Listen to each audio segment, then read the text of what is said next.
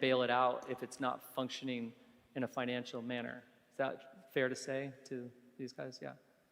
You just used the word school, and I was talking about the learning center. Did you just misplace the words? Yeah, I do that because we've been calling it a school initiative. Yeah, but the learning center, which is being presented, yeah. And even in this badge that you see here, the His Pods, pods is a word that popped up in the pandemic for families that were looking for other groups of, looking for other families and other like-minded people, and they started calling them pods. That's a word that is coming down from the U.S., and it's very noticeable and, a lot of people, recognizable for a lot of people. The His, and this is actually stands for Horizon International Students, because we're presenting a learning center. These are still students. Yeah, Pete? Would the church own the property and the building? Yes, the church will own all the properties and buildings. So if it goes out of business, the church is the one that has to take care of the building? Yeah, in the event that the school is unsuccessful and they've built buildings and it's unsuccessful and it's closed, those are the church's buildings that can be utilized for the church for other ministries. Yeah. Uh-huh. Yeah, just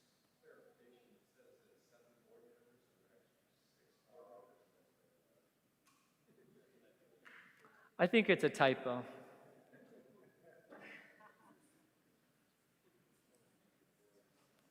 That was why the slide wasn't supposed to come up. That was why.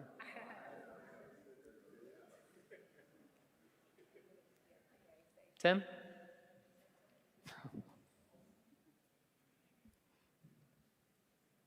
Is it on? Okay. I have a little bit of a question, or maybe not really a question, I don't know. I homeschooled my own son. He's 33, so it was a while ago. But there's been a bunch of back and forth discussion over who's overseeing and which one has control. And basically, your homeschooling initiative, every single parent is their own overseer of their child based on the state that they're registered as a homeschooler, and there's different requirements by each state. I know I lived in 3 of them during that time, plus Mexico.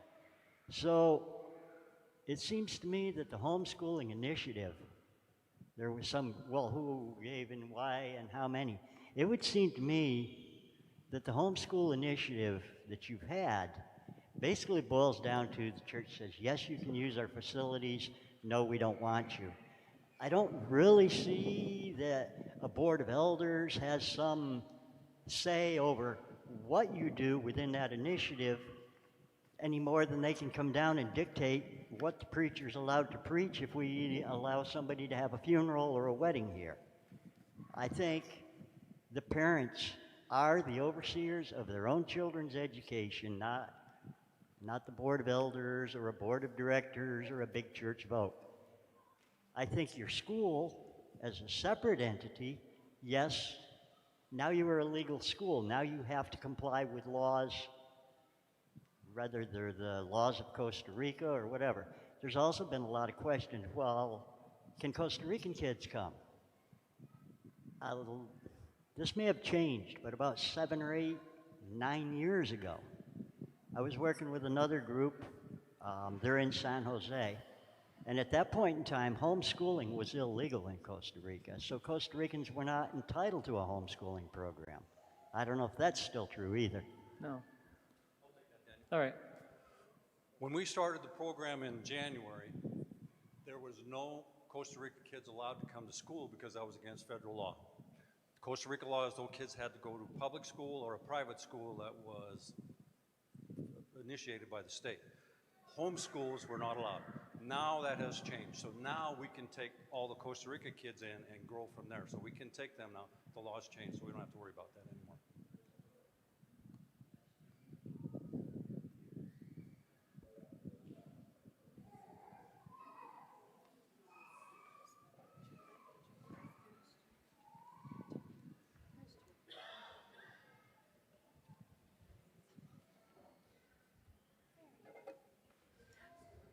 My question is in regards to, is there some kind of vetting process or whatever so that this school doesn't end up like the downfalls of the two private schools that the kids have been taken out of? I mean, is there some kind of agreement to some morals or statements of faith or something like that? Yeah. So what we're envisioning with the Learning Center is not a covenant school, which the idea of the term covenant school means that you have to be a professing Christian to be in it. It's not that. We do want to be inclusive to other families. But yes, there's a very clear understanding that it's a Christian school. We have chapel 2 times a week. That's not optional. Like you come to those. So I think the difference is that it is a Christian school. Families that come here are under that understanding and knowledge. It is in our handbook that the faculty and staff sign a statement of faith. Yes, yeah, and faculty and staff do have to be professing believers and in good standing, yeah.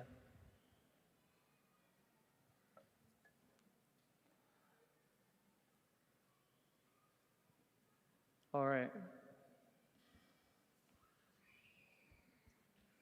Hello, testing. Hey, Daniel. One quick question first. I just want to be clear. What are you asking? I'm not a member of the church. I want to be clear. What are you asking the members to vote on in this meeting? Is it going to be this His Pods initiative for next year, or is it related to the buildings and the larger initiative we saw earlier? Yeah. So what we're presenting as a vote today is that what we're talking about here with the expansion of the co-op, which we're now labeling a learning center, is the moving forward the school initiative. So last year we were presenting something with a little different in the international school with a much larger tuition, and presenting that it'd be out a few years. We're presenting that we would develop what is already here currently taking place on this school campus into a learning center that can continue to develop and expand into what we hope one day will be more like what we envisioned from the beginning. So that is the vote. I do want to compliment the school. Still on? I Yeah. do want to compliment the school. My name is Lawrence. My son's Dune. He went here this past year. It was excellent. We had really great experiences. He certainly gained a lot. Brooke, wherever she's sitting, was amazing, as was everybody else, Jimmy, Cliff, others that pitched in and helped, and we have really good things to say about it. I'm not going to try to sway anybody one way or the other. I'm intentionally not a member of the church for my personal reasons, but I would say that when I see numbers like $5 million up there, I don't know if we live in the same town, but when I walk this town and I think about the needs, I was a member of a large Presbyterian church in South Florida 15 years ago where, thanks Tom, and we went through a similar expansion, big worship center, moved to a bigger worship center, and then added a school on. Very challenging, a lot of needs, a lot of resources, and a lot of segregation of concerns like we're talking about here, concerns about making sure we're separate but, working together. However, that was a different time and a different place in a much more resourceful area, and I do see that, and I, one hand, get excited like I'm sure many of you, but I also think, as a homeschooling dad of 9 children, I just struggle a little bit when I see the needs in the community, and I'm just wondering if you could speak a minute, Daniel, to express why, with the resources that we've done a really great job with Horizon, to reach out in the community in so many ways, like you mentioned the homeless initiative earlier, the feedings in the park, we have the Christian NA group that meets here, several of them, so many needs. What is the heart of yourself and the other board members in turning to a school model, a learning center / school-ish model, away from what Tim was saying, where we empower and enable parents to better take some more initiative or whatever we want to use, responsibility in the education of their own children, re-empower in many cases. Where does that, how is that challenge for you addressed? And I know you've homeschooled some of your own kids. It's a hard line. We all struggle with it. Where do you find the time to, or the heart to say, we're going to go in this direction. We think this is right for HACO now and in the coming years, as opposed to saying, let's re-empower parents, let's use resources here, and then take perhaps the potential we have for resources, obviously in this building we're in, and the potential of money's already been given $1 million towards this other idea. We obviously can tap into those resources. Where is that? Let's not give to the community in other areas, but let's focus on the kids. And I'm just, not right or wrong, I'm just sort of curious where the heart is. Thank you. One of the things that I've seen from this, Lawrence, is the growing of the school within this current facility. As much as we can do that is a good use of resources. To see that we have the majority of our classrooms do sit empty in the early hours of the day. Now, in the evenings, we have English classes going, we have Bible studies happening, but most of our classrooms from that like morning hour till 3-ish are available. We do have a women's Bible study that meets on Tuesdays at 10 o'clock. We haven't, Thursdays at 10 o'clock. They still have their space. We're respectful of that. If we had a men's group that was springing up and said, is there a place that we can meet during the week? As a church, we want to accommodate that. We want to continue to do that. But as much as we can grow in this facility, we feel like it's a good resource, a good use of our resources. So am I wanting to go try to raise $5 million and build? No, I think what we would do is try to tackle that in phases. And as we see success, we'll continue to expand that campus. Is it a dream that's meant to be a dream? I don't know. With that facility, maybe it might end up scaling down quite a bit. I do think where we had envisioned that just being an elementary school, I think what we'll find out is that will be the complete school with a capacity of 300 and some students. Yeah. Hannah?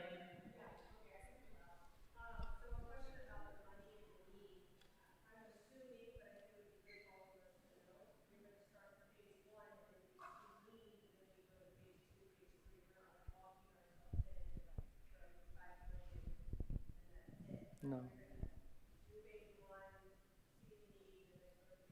Absolutely. Can you repeat the question? Sorry. Yeah, the question is, in the phasing idea, would we try to build all these buildings? Would we phase with this, like we're going to tackle one and then just move straight to two? No, we're going to build, I think it's building number 2 actually is the number, and then see what the need is continuing and keep moving.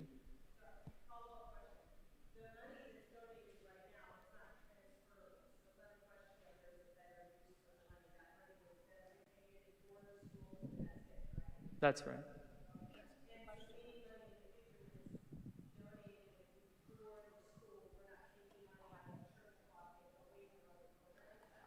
Yeah, right now the church has nothing but, the question is the money that's given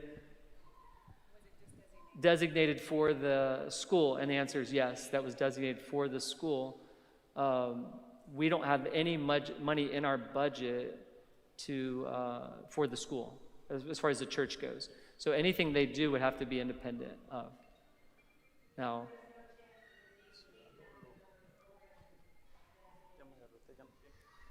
there's no chance of the money being taken away from the school and used for something else. Taken away from the church to that would have to be one of those things where our church, coming up to a new budget year, says, we believe in this project, we want to help fund this project. And if we say we want to build scholarships, and we underwrite and we approve in our budget $12,000, $15,000, $20,000, whatever it would be, or if we have a church had an abundance of resources and said, hey, we can give towards this since ultimately it will be our facility, then that would have to be something that has to be approved in a budget. Yeah. Here. So I have a question. So this association board and members, all that, is that just for his spots? That's correct?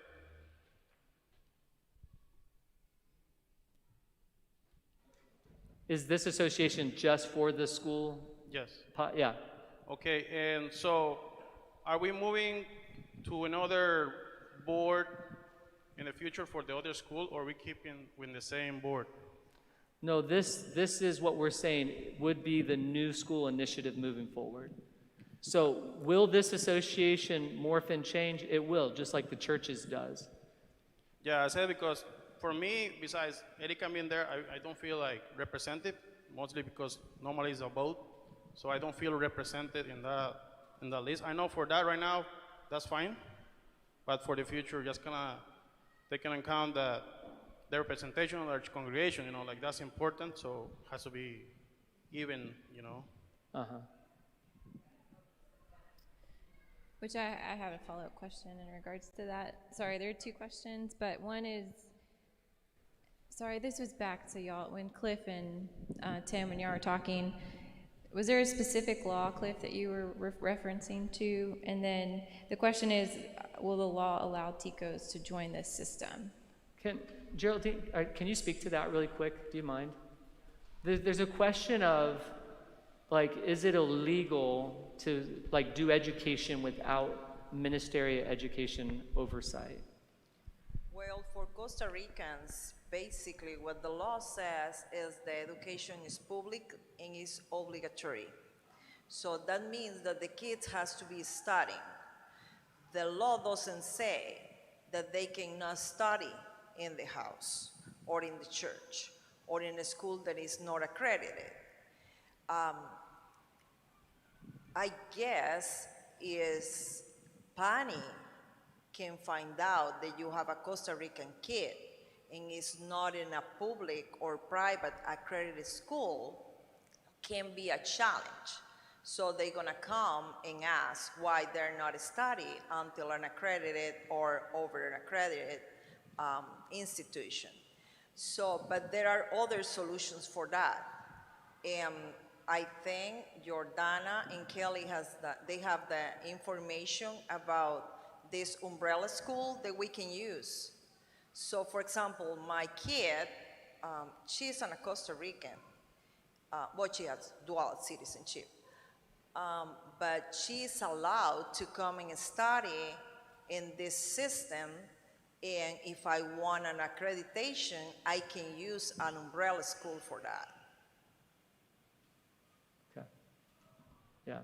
Because we did hear that. We've heard that through the years, that this is illegal, you can't homeschool your children and things like that. But it's not illegal. Right. It's not legal. Okay?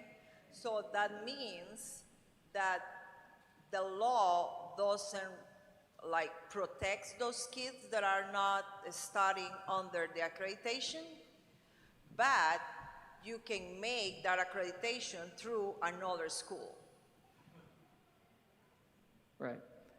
Which are relationships that we're exploring for those kids that are coming and saying, we want to have a MEP accreditation.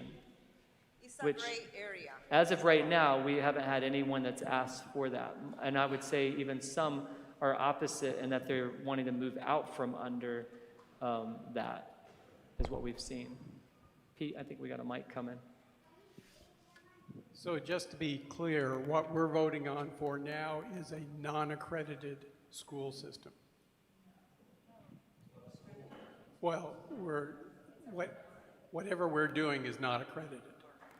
Well, it would have accreditation from the schools in the states that their curriculum would be through. And then for Costa Rican kids, if we form the association with the umbrella schools, then they could have their accreditation through that. Yeah. All right.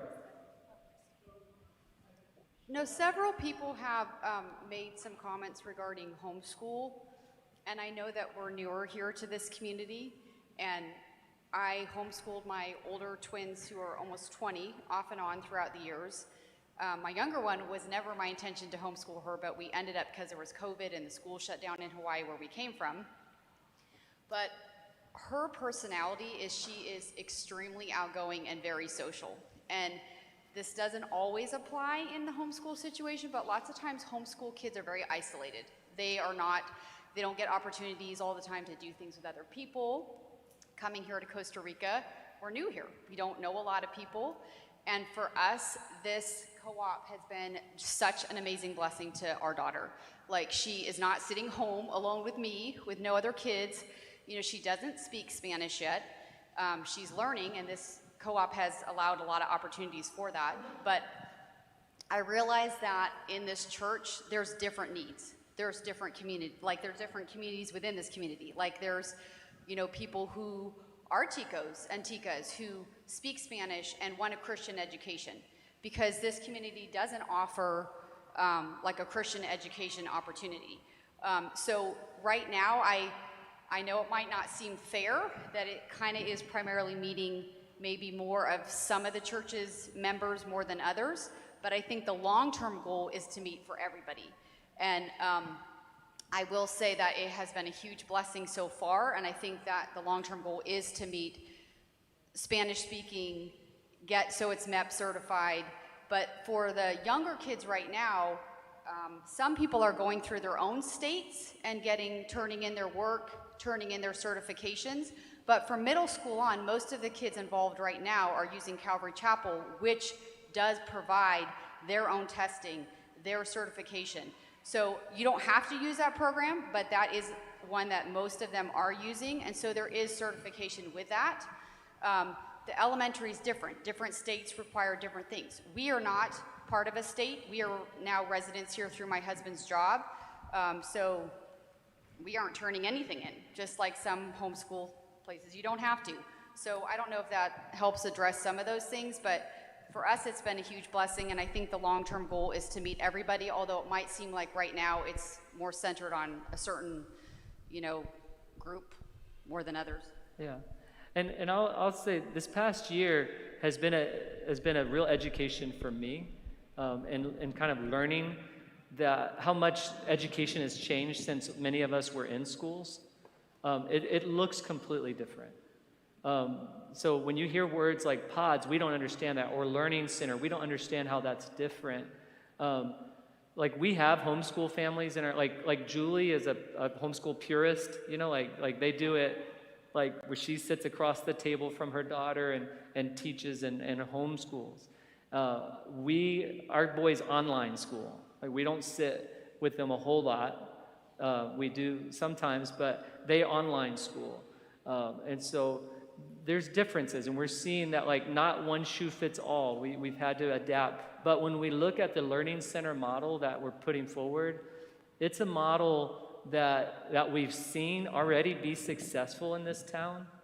It's a model that many people are familiar with, and we really do believe it's a model that will move us forward towards even a greater vision, which I think looks a little bit more like what we had envisioned from the start.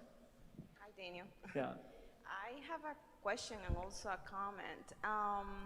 I think this is a great idea, and it's awesome that parents already are being able to start, you know, in this system. Has a Costa Rican mom a teenager who always went in a regular school, and I actually like the system of the regular school too. I never had the experience to have my son separate from the Costa Rican system.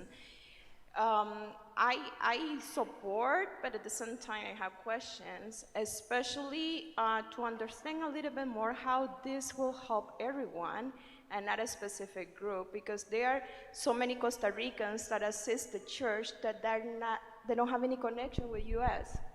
So they are not able to maybe get a certification from there or anything. And they may want to be part of everything that the church can offer, you know, and they don't want to feel like a separate, or maybe not being able to belong to. Mm-hmm. My son has double citizenship, so he will be able to meet any criteria, but many kids here maybe not. And I guess you guys were already thinking about this, making the possibility in the future to, you know, to be able to open for everyone. But to be honest, and I hope this learning center will really trying to approach all the regulations in Costa Rica, because that will open the door to all these kids. I personally thinking of a child that maybe can have 1st to 6th grade or something, or some level education in the learning center, had to move to a different institution to do high school or whatever, and not being able to get the right certification or anything from the law in Costa Rica, they will have maybe issues with that transition. So my only comment is I really hope that you guys were already planning all these things to get all the regulations, and because at this point as a Costa Rican mama will have all these big concerns to have a child would not happen that in the place where he's studying. So, and to be more open with everyone. Yes, that's what I think. It's what Brittany's husband was saying, like he wants to feel represented. As a Costa Rican, I want to be also be represented. Even I have the whole citizenship, but I'm more Costa Rican. And there are so many Costa Ricans coming here that they want to be also represented. So right now I'm seeing a beautiful place, but representing only one specific group, and would love to see this more open for everyone. Yeah, and I will say that is our goal. When I say, like, I believe the Learning Center, even in the early stages, much like our co-op even right now, represents the demographic of our church really well. Like, that's with Costa Rican representation. Now, we are probably about a 70%, 30%, like, gringo to Latino, like, church. Yeah, and so the school may look like that for a season too. But there is like the whole school initiative was birthed out of this desire to see the education level raised in this town. We know we don't do that by solely catering to this group in this church. So we do have a community reach. Now, we're also taking into consideration that Iglesia Radical is going to open a school, a Christian Spanish school in February of next year. And their desire is to be the cheapest private education in this area. And so we're looking at that and we're saying, all right, that's going to reach a demographic that we're not going to reach right now. But we're going to continue to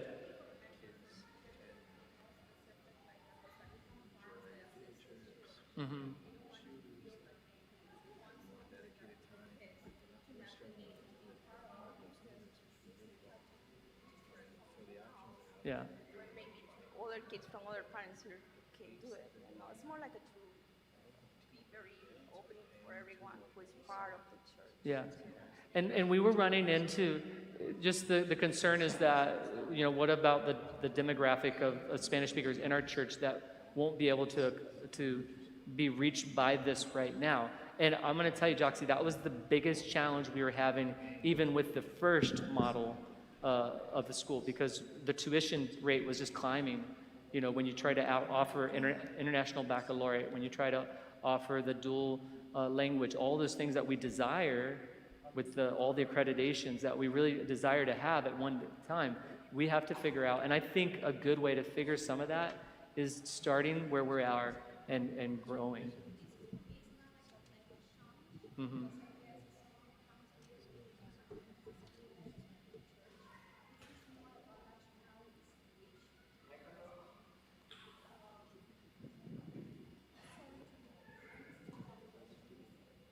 Okay, what I was saying, this is for me not like a language challenge, because people who assist this church, they understand this is an English-speaking church, because they're Costa Rican that speak English too, and that's why they're here.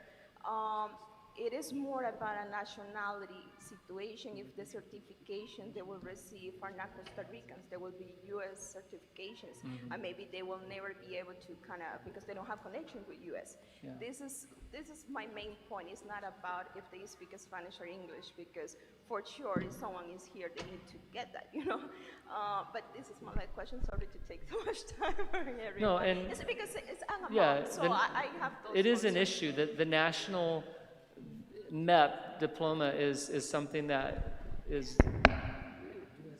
necessary for the Costa Rican that wants to continue their education in Costa Rica. If they want to go to UCR, they want to go to the university there. And so what we're finding, Matt and I actually sat in a meeting the other night about one of these umbrella schools that can offer a MEP accreditation to the Costa Rican kids that can actually attend our school and they're stamping on their work. So we're looking into that. We don't have all the answers to that. Daniel, I can give some explanation. I homeschooled here 11 years. So Costa Rican families who want to homeschool their children, which is in many cases a very foreign concept, but Costa Rican families who want to homeschool their children can do so. They just need to get themselves associated, like Daniel's been trying to explain, with a local school. That local school then approves their work as they go along, but it's totally possible. I know Costa Rican families in San Jose area that are doing it actively. And so it is very, very possible. It's just that it's the decision you have to make. Are you going to take your kids out of school, it's somebody else doing the teaching, being fully responsible for your kids, and then doing that on yourself? That's a foreign concept here in Costa Rica. But it's very doable, and that is what this, for what I understand, this learning center is going to provide that place for them to do that. But they would have to actively connect with a local school. Their child, they know that their child is in this school and that they are homeschooling their child. I can connect you with other homeschooling families, Costa Rican families that are actively doing it very successfully. Okay. So. I just wanted to comment, the reason the church has used, the team has used approximately $100,000 out of that account so far is because they're relying on experts who have directed schools, been involved in building schools, etc. So what I'm trying to say is we should have complete confidence that no learning center is going to move forward without adequate planning, and no first phase of building school that's going to be open to the community is going to happen or move forward without the utmost of expertise and excellence in the planning. And that's why they just spent a whole year doing that. And you know, I know some of the people involved, and I have complete confidence. That's why some of these questions I just put in absolute faith in the professional experience of the team, of the board, and especially of the professional consultants that are part of this whole initiative. Yeah, thank you, Steve. I know we have an online question, and then let's get Pete, Anna, and then hopefully we can move to a vote. I have two. Okay. I just need like a clarifying. People just want to make sure, like, moving forward, the vote is for the co-op it's basically going to be ran as a co-op still, meaning it's not going to be regulated by the Costa Rican law, and it's specifically for English speaking. So basically, and then meaning if someone graduates from this program next year, what does that look like essentially? And then I have another question after that. Well, can you just clarify? That's what they're asking, like, and then moving forward, is that, yeah. Yeah, so my son just graduated from this cooperative, if you will. He has his U.S. diploma through Ignite Christian Academy. It is, but the question, yeah, the bigger answer to the question really is the co-op is not going to continue as it currently is. Right. It is shifting towards a model that actually does have more teachers that are teaching students, and it is. Because originally, the other question is, originally when we met before, it was for a school planning, but it has now transitioned to a learning style center. Yeah. And the question was, weren't the experts more with the school planning versus the moving forward? Yeah, I think they're kind of speaking to Steve's statement. Yes. There that the original school planning team hired a school consultant that has consulted with us for this last year, and we still have him under contract, and we are still consulting with him, even with this new model. So yes, Pete. But that planning team is no longer here. They have a completely different one from a year ago. So Steve's comment was we have faith in the team. Yeah.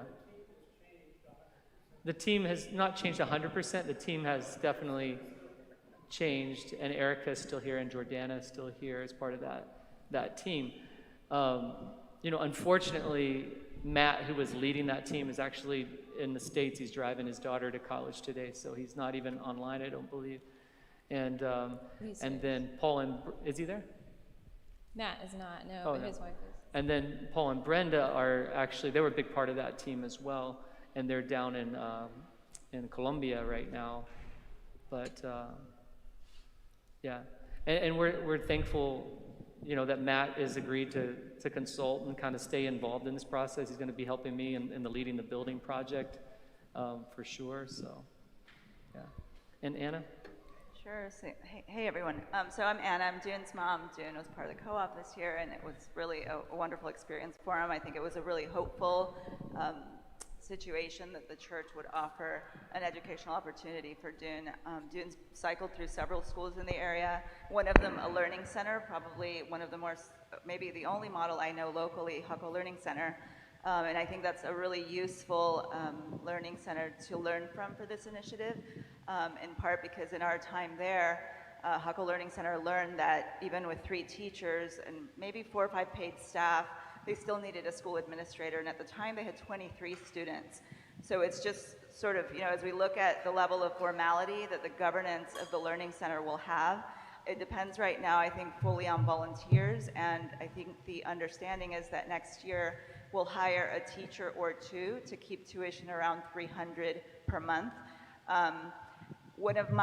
Some of my concerns this year with the co-op have been things like conflicts of interest, inherent conflicts of interest in the self-appointed board that I see now as being formalized, but not without a voting process. I would encourage the Learning Center to formalize, document the governance process that will be undertaken so that board and committee can evolve over time in a way that everyone feels included.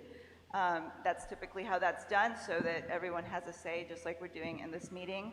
And then I guess I would, just seeing sort of some of the situation scenarios we've seen this year, things like use of the church facilities, how much discipline, enforcement of discipline. These parents have been volunteers. There is a challenge with that because the parents don't have a documented role for what to do to enforce when a child is doing something maybe outside of the bounds of what the church would be comfortable with. So just again, it's mostly about documenting processes, making sure that the governance is clearly documented. It's written somewhere so that parents know how they can become involved and what say they have in the process. So that, just mainly a note on governance and operational management of this initiative. Because with the tuition that's being suggested, I don't see that there's a lot of formal roles except by volunteers, which can be problematic if they're not documented. So that would be my main feedback. Yeah, and the good news is we are moving forward with the policy procedure handbook. That's all been not completely finished, but has been written. The MAT and the work that the school planning team did with the governance and a lot of the association work is being passed on, and it's going to be very helpful. And so I do feel like some of those things that maybe weren't formalized under a co-op kind of organic thing are definitely being formalized and will be even more so in the coming future. Alicia? The question is, will the legal structure be in place by August? And if so, will it collect tuition at that time? And if not, how is tuition being handled? Yeah, the hope is that that legal association is in place by August. Can be done, right, Geraldine? I know she's.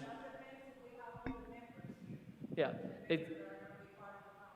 right. It depends on that. It depends on. Some of this stuff is waiting on this vote right here. So this will be moving forward very quickly. Tom?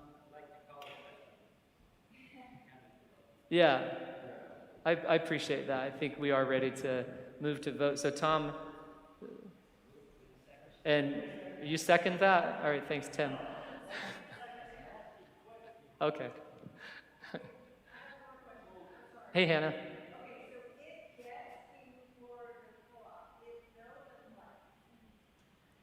Well, no, the if yes, all right, so if we vote yes to move forward with the Learning Center today, then what we're saying is that this becomes the school initiative that moves us forward. All right. If we vote no to it, then most likely the homeschool cooperative will try, some of these families will try to continue like they are, but it'll be really difficult. This past year, they've had Brooke, who was a volunteer teacher in that, and they won't have that moving forward.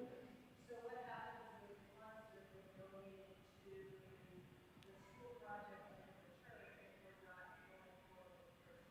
Well, the question is what happens to the school funds if the Learning Center, a school initiative, doesn't move forward? No, I really believe, like, through this process of this last year, that the Lord is calling us as a church to move in the area of Christian education. So if this is not the model, if we're saying, oh no, this is starting small, going big is not the model, we need to, do it different, then we need to come back to the drawing board, figure that out, and present it again. Tim?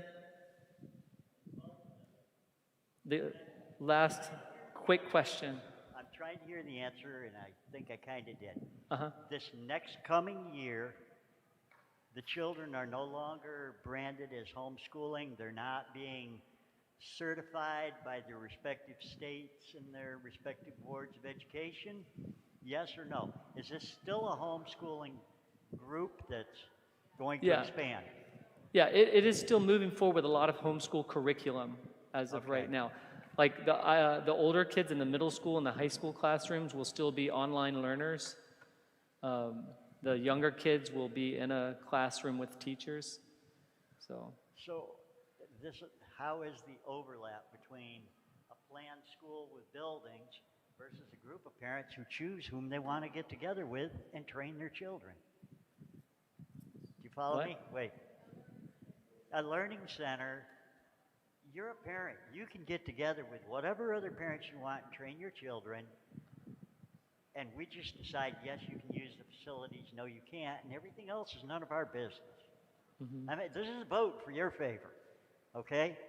The other half of that is the school that you're planning. Are we voting on the school that's planning to get accreditation and start as an expansion of your co-op, or are we voting to just permit your co-op to have more students get a little bigger this next year? We're voting for the Learning Center, which is an expansion of a cooperative. Okay. So it's a moving forward of what we've had currently happening on our campus, probably even doubling within this year, and it moving forward with a trajectory that takes us towards what I believe is the school initiative, the bigger, broader international school. Amen. Yeah. All right. Tom moved to vote on that. Cliff second. And so at this time, hey, we passed out papers. We're going to take vote by paper ballot. So if you have that, you simply have to write yes or no. Yeah, we're gonna count in. Yes or no, and then if you want to turn those in, Kelly, if you want to collect.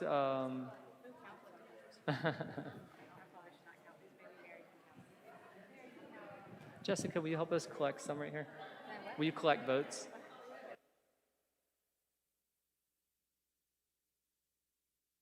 And then if you're watching online, you can simply comment yes or no.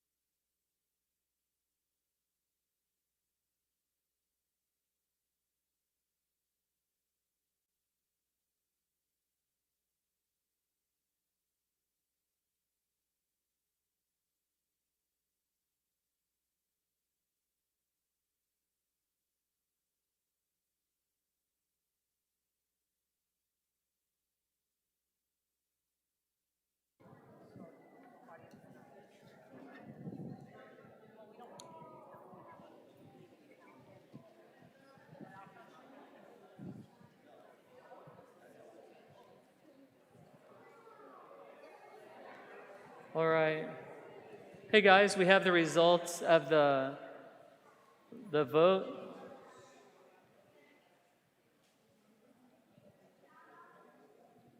All right, we have the result of the vote, and it's with joy that I say with strong majority the vote passes. So we'll be moving forward with this as the new initiative. I'm going to ask that Mary would read the minutes at this time, and we can conclude our, let me turn this on. We can eat lunch.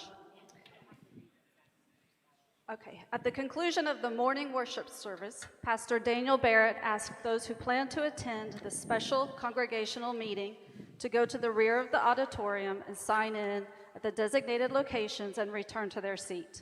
He requested those watching on YouTube to sign in on the right side of the monitor. He instructed the YouTube viewers to vote by sending a message in the same manner. The members were also directed to view the meeting's materials on the website. Pastor Daniel Barrett welcomed those in attendance and on YouTube to the meeting and opened the special congregational meeting. Pastor Daniel Barrett called the meeting to order. He noted that the notice for the meeting had been provided more than 7 days before, which notice included an agenda of the school initiative. Pastor Daniel then appointed Mary Hart as the meeting secretary. Pastor Daniel Barrett opened the meeting in prayer. Pastor Daniel Barrett served as the moderator. The moderator stated that 63 people signed the attendance log and that 20 added their names to YouTube. He declared that there was a quorum present pursuant to the requirements of the Horizon Church bylaws. Pastor Daniel Barrett made remarks about last year's school initiative plan. Pastor Daniel Barrett called forward Kelly Hudson to share about the new direction of the school initiative as a learning center. Kelly Hudson began by discussing the following opening remarks in regards to present learning center team and presentation of learning center model. Pastor Daniel Barrett said that the first order of business on the agenda was a consideration to proceed to the acceptance of a new direction in the school initiative. Discussion was had by the congregation. A motion was made by Tom Gormley, who moved the following resolution: resolved that the motion to proceed with the establishment of a learning center as part of a new school initiative. The resolution was supported by Cliff Gaskill. After discussion, the moderator announced that the vote would be by secret ballot and by YouTube messaging, and that the majority vote by those voting in person and YouTube messaging was necessary to pass the resolution. After the vote, the moderator stated that the resolution passed by a strong majority vote. The minutes of the meeting were read by Mary Hart, meeting secretary.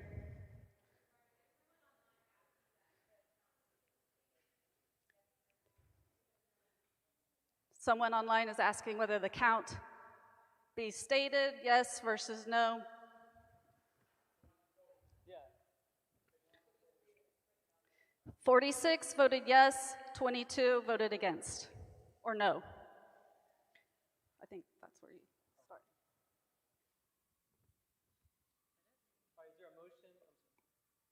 Is there a motion to approve the minutes as read? Hannah, is there a second? Chloe? And so we accept, can we take a vote to accept the minutes as read? All in favor, say aye. Aye. All right. Let's pray and we'll conclude our meeting. Lord, we thank you for this day. I thank you for this decision that we've come to, Lord, and that as we move forward, God, I pray that your hand of blessing would be on this initiative.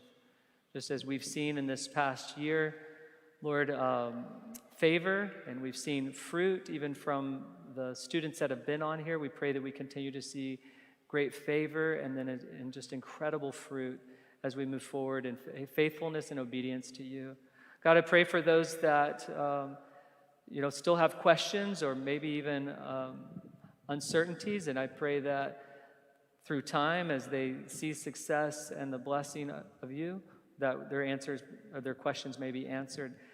And we pray these things in your name. Amen. Amen. That concludes.